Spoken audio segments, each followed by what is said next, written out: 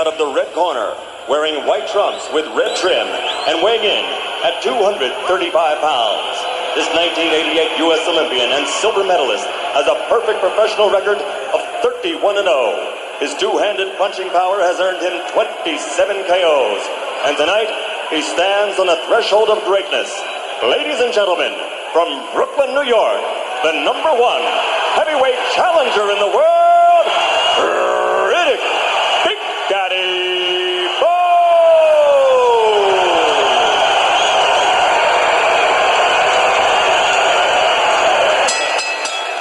And his opponent across the ring, fighting out of the blue corner, wearing red with black trim and weighing an even 205 pounds. He's also a U.S. Olympian, a bronze medalist from the great team of 1984. He was the first of that team to win a world title as a professional.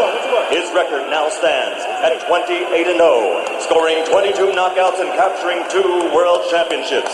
Tonight, he is appearing in his 11th world title bout, defending his heavyweight championship for the 4th time. Ladies and gentlemen, from Atlanta, Georgia, presenting the undefeated, heavyweight champion of the world, Evander Real Deal Holyfield. Come on, baby.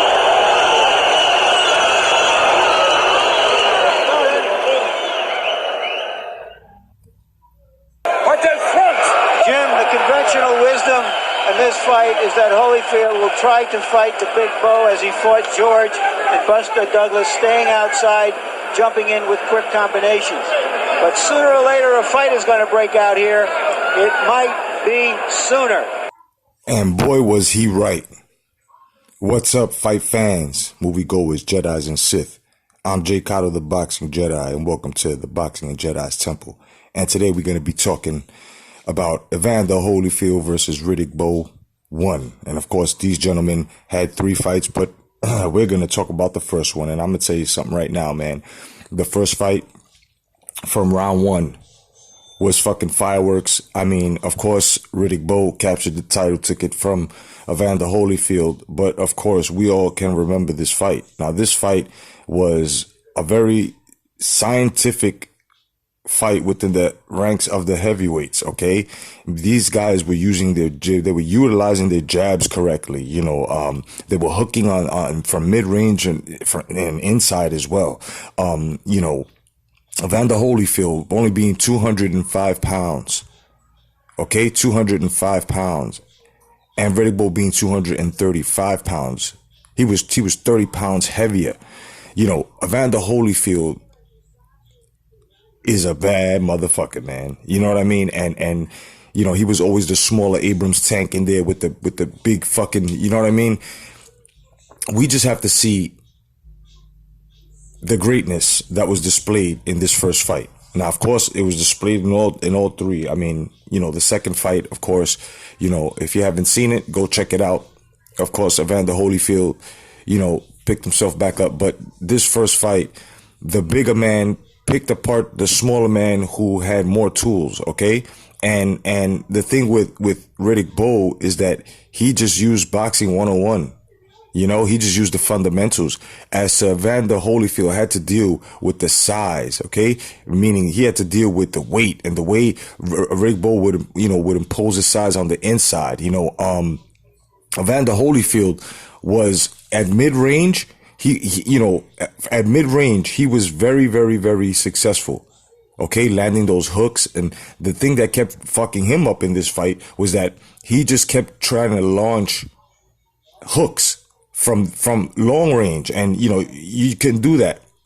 When he would utilize the jab and then execute a fucking hook, it would work. You know, he was catching Riddick Bowe a lot with a lot of lefts, a lot of left hooks, you know, a lot of check hooks. He was catching them, you know, and he should have kept going, but he started utilizing that. I think it was around about towards the end of round 8 on, you know, and then he would step off using that left hook during the 10th, from what I noticed. Now, you know, Riddick Bowe, he in this fight, he stopped using his jabs in certain rounds, and he was missing opportunities. But then he would make up for them every time.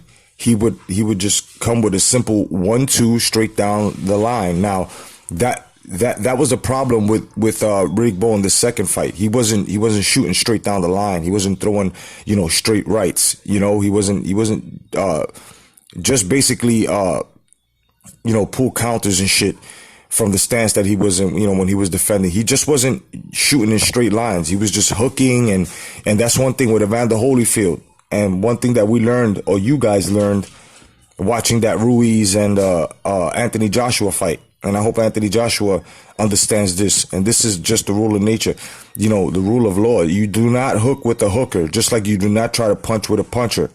That's what happened to Steve Rolls yesterday. But anyway, I just got to say that both of these men in this first fight utilized everything correctly. Okay, the thing was just their timing and the way they were thinking. That's on them, because they were in there playing chess. Now, I'm going to come back with the second part to this, which will be Evander Holyfield, Riddick Bowe 2. And that fight even has more of a background and a crazy fucking story within it. But, here we're gonna pay homage to great fights. We're gonna talk about them, so this is just a little build up here. So leave your comments in the comment section, guys, and let me know how you felt about this fight, and I'll catch you on the second one. Otherwise than that, I'm your boy Jay Cotto, telling the truth within the sport of boxing, Star Wars, the movies, and life itself. God bless. Stay vigilant. Peace. Then which rules will apply? Will it be bigger man, bigger punch, a quick knockout for Riddick Bowe, or will it be the man with greater experience and ring guile who controls the action? That is likely to be Holyfield. First round begins, both men throwing jabs. There's a rule of thumb, don't jab with a jabber, and George Foreman, Riddick Bowe has one of the best jabs we've seen in the heavyweight division in the last 2 decades.